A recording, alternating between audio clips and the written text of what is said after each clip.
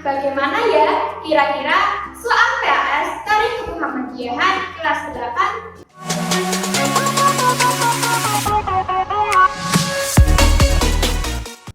Assalamualaikum warahmatullahi wabarakatuh. Halo anak-anakku yang solih dan solihah, bagaimana kabarnya hari ini? Semoga kalian semua tetap dalam keadaan sehat walafiat agar kita tetap semangat dalam beraktivitas. Ya, untuk memulai pembelajaran jarak jauh hari ini, alangkah lebih baiknya kita membaca basmalah bersama-sama ya. Bismillahirrahmanirrahim. Bertemu lagi dengan Ustadzah Rosa. Kali ini Ustadzah akan menyampaikan 10 soal pembahasan PAS Tarikh Kemuhammadiyahan kelas 8. Nah, kalian tahu gak apa itu PAS? PAS adalah penilaian akhir semester yang sebentar lagi akan kalian hadapi. Maka dari itu, persiapkan dari sekarang ya. Ya, untuk materi PAS Tarikh Kemuhammadiyahan ada 2 materi yang harus kita pelajari. Yang pertama, materi tarikh yang harus dipelajari yaitu mengenai bab 1, perjuangan Nabi Muhammad SAW periode Mekah. Kemudian bab 2, mengenai sejarah masa kejayaan dan keunggulan Daulah Umayyah di Syria.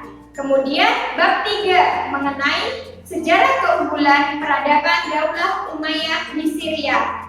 Nah, untuk materi Kemuhammadiyahan yang harus kita pelajari ada 2. Yang pertama, bab 1 mengenai Muhammadiyah sebagai gerakan Islam. Kemudian bab 2 mengenai Muhammadiyah sebagai gerakan dakwah. Nah, berikut ini 10 soal pembahasan PAS Tarikh Kemuhammadiyahan ya. Semoga bisa menjadi referensi kalian untuk belajar. Soal yang pertama, seperti pada gambar di samping ini ya.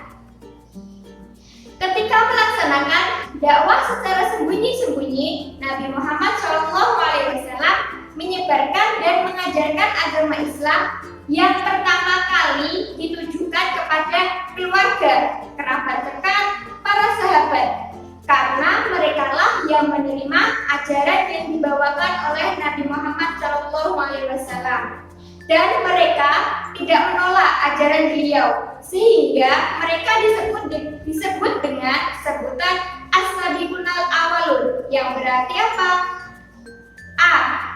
Orang yang pertama kali berhijrah. B. Orang-orang yang pertama kali mendapat bantuan. C. Orang-orang yang pertama kali berdakwah. D. Orang-orang yang pertama kali masuk Islam. Jawabannya apa? Ya, jawabannya D. Orang-orang yang pertama kali masuk Islam.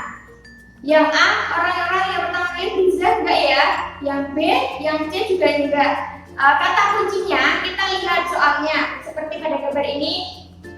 Kan pertanyaannya apa makna as-sabiqunal awwalun? Kita lihat awalun. Awalun berarti dalam bahasa Indonesia artinya pertama. Kemudian kita lihat jawaban yang ada kata-kata pertama. Kalau semua ada kata-kata pertama, berarti kita lihat lagi soalnya. Tadi Nabi Muhammad menyebarkan ajaran agama Islam, berarti yang menerima ajaran agama Islam yang pertama. Jadi jawabannya D, orang-orang yang pertama kali masuk agama Islam. Kemudian untuk soal nomor 2, seperti gambar di samping ini ya, diperhatikan dengan seksama. Khadijah merupakan wanita pertama yang masuk agama Islam dan yang mengakui kenabian suaminya. Ketika sepulang dari menerima wahyu di Gua Hira, Nabi Muhammad SAW pulang ke rumah dengan wajah yang takut, cemas, dan badan yang menggigil. Dengan penuh perhatian, Khadijah menyelimuti Rasulullah SAW. Hal ini mencerminkan perilaku yang dapat kita pelajari, yaitu A. Rasa kasih sayang yang tinggi. B. Rasa bijaksana yang tinggi. C. Acuh tak acuh. D. D. Rasa peduli sosial. Jawabannya apa? Ayo. Ya, jawabannya A. Rasa kasih sayang yang tinggi. Dilihat dari mana? Kita harus melihat dan mencermati soalnya ya. Tadi dibuktikan bahwa Khadijah dengan penuh rasa kasih sayang menyelimuti Rasulullah SAW yang pulang dari Gua Hira dengan keadaan cemas dan takut. Kemudian mendengarkan segala perkataan Rasulullah. Maka hal ini mencerminkan sifat Khadijah yang mempunyai rasa kasih sayang yang tinggi. Seperti itu ya. Ya, kemudian soal nomor 3. Diperhatikan lagi ya pada gambar di samping ini. Daulah Umayyah berlangsung selama 90 tahun dengan pusat pemerintahannya di mana? Di Damaskus. Pendiri sekaligus khalifah pertama Daulah Umayyah adalah siapa? Ayo. Jawabannya apa? Kita lihat. A. Amr bin As. B. Utsman bin Affan. C. Muawiyah bin Abu Sufyan. D. Umar bin Khattab. Jawabannya yang benar apa? Ya, jawabannya yang benar C. Muawiyah bin Abu Sufyan ya. Kita harus memperhatikan dan menghafalkan pendiri sekaligus khalifah pertama Daulah Umayyah yaitu Muawiyah bin Abu Sufyan. Ingat-ingat ya itu. Kemudian soal nomor 4 seperti pada gambar di samping ini. Diperhatikan dengan seksama cerita dan pernyataannya ya. Salah satu faktor-faktor kejayaan Daulah Umayyah adalah adanya sarana dan prasarana yang bagus dalam bidang pendidikan dan kesehatan, sehingga dapat menghasilkan tokoh-tokoh serta ilmuwan yang berprestasi dan profesional. Hal ini merupakan salah satu faktor kejayaan dalam bidang A. Perluasan wilayah Islam. B. Kemajuan peradaban dan ilmu pengetahuan. C. Meredam kelompok yang menentang pemerintah. D. Membuat pos-pos perang. Kita perhatikan lagi soal di samping dan cermati kata-katanya. Tadi faktor kemajuan Daulah Umayyah itu menghasilkan tokoh serta ilmuwan yang berprestasi dan profesional. Jadi kejayaan dalam bidang apa? Kalau menghasilkan ilmuwan dalam bidang pendidikan ya. Kalau perluasan wilayah Islam itu wilayah Islam semakin meluas di luar Pulau Arab, ditandai dengan itu. Kemudian kalau kemajuan peradaban dan ilmu pengetahuan itu menghasilkan ilmuwan yang berprestasi. Kemudian C. Meredam kelompok yang menentang pemerintahan.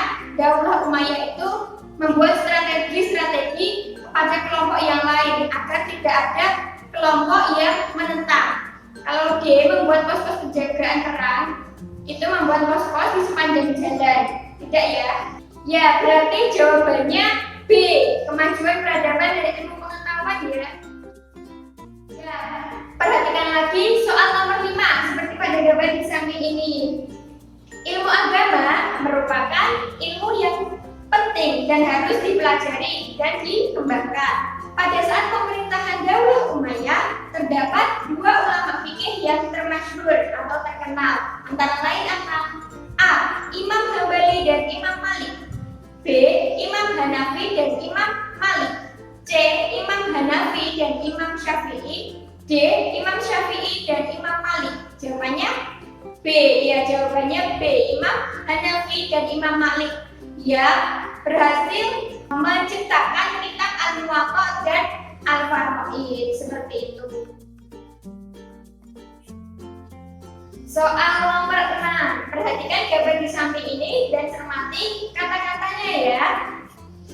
Mengawali gerakan Islam, Muhammadiyah hadir dengan mendirikan poliklinik dan rumah sakit.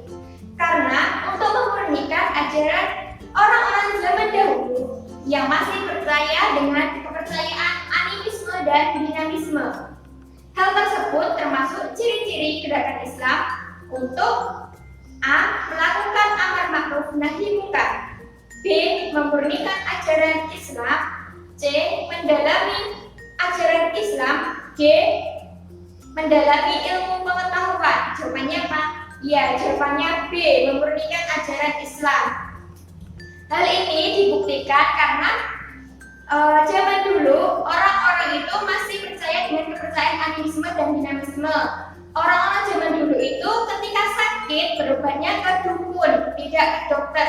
Maka Muhammadiyah hadir untuk memurnikan ajaran tersebut dengan menyisipkan ajaran agama Islam dan memberikan pengetahuan kepada masyarakat yang menyembuhkan hanya Allah dengan perantara dokter. Maka umat Islam harus datang ke rumah sakit atau poliklinik, bukan ke dukun ya. Kalau yang A melakukan amar ma'ruf nahi munkar itu untuk mengajak kepada kebaikan dan mencegah kemungkaran. Yang C mendalami ajaran agama Islam dengan mengikuti pengajian, kajian, seperti itu. Kemudian yang D mendalami ilmu pengetahuan. Mendalami ilmu pengetahuan itu dengan bersekolah sehingga dapat mendapatkan ilmu pengetahuan. Seperti itu. Yang ketujuh, perhatikan gambar di samping ini. Berikut ini yang termasuk surat dan ayat dalam Al-Quran yang menjadi bahan perenungan Kiai Haji Ahmad Dahlan untuk mendirikan gerakan Islam Muhammadiyah adalah, ayo apa? Pasti udah tahu ya? Ya, Al-Imran ayat 104. Ya, yang pilihan yang A Al-Imran ayat 114 ya, yang B Al-Imran ayat 104, C Al-Baqarah ayat 114, D Al-Baqarah ayat 104. Jadi diingat-ingat. Ayat Al-Quran yang menjadi bahan perenungan Kiai Haji Ahmad Dahlan membentuk gerakan Islam Muhammadiyah, yaitu Quran surat Al-Imran ayat 104. Yang ke-8 atau soal ke-8, perhatikan lagi gambar di samping ini.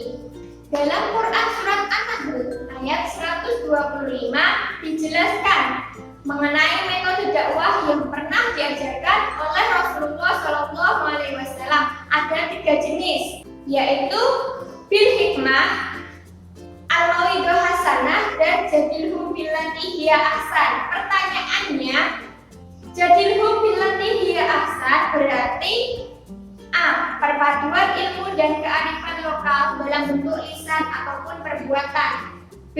Nasihat dan motivasi yang baik. C. Pelajaran yang baik. D. Dialog dengan argumentasi yang baik. Jawabannya apa? Ya, jawabannya D. Dialog dengan argumentasi yang baik. Kata kuncinya, kita harus menghafalkan bahwa Quran surat An-Nahl 125 itu menjadi surat mengenai metode dakwah Rasulullah. Ada 3 jenis itu, al-hikmah, mauidhah hasanah, dan jadilhum billati hiya ahsan. Al-hikmah, ingat-ingat ya, dan dihafalkan. Itu artinya perpaduan antara ilmu dan kearifan lokal. Kemudian al-mauidhah hasanah berarti nasihat dan motivasi yang baik. Kemudian jadilhum billati hiya ahsan artinya dialog dengan argumentasi yang baik. Diingat-ingat ketiga metode tersebut. Yang ke-9, perhatikan pada gambar di samping ini. Komunitas yang model dakwahnya dengan pemanfaatan media sosial untuk menyebarkan ajaran agama Islam dengan tampilan yang menarik, seperti membuat kata-kata motivasi Islami. Merupakan ciri-ciri dari komunitas A. Komunitas kelas atas, B. Komunitas kelas menengah, C. Komunitas kelas khusus, D. Komunitas kelas virtual. Jawabannya apa? Ya, jawabannya D. Komunitas kelas virtual.